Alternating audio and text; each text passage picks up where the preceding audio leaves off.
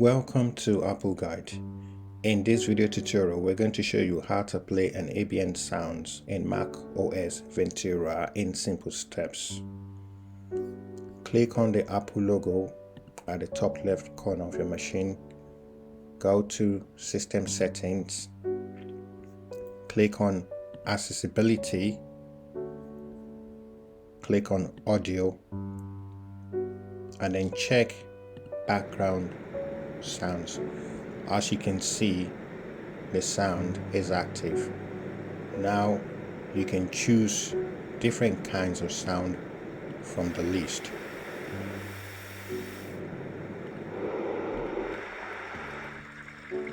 Decide on which one you prefer and then click OK.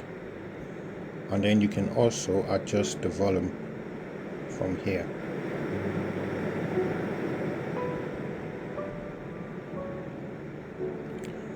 You can also turn off background sound when your MacBook is not in use by checking this icon. Done. This is how you play an ambient sound in Mac OS Ventura.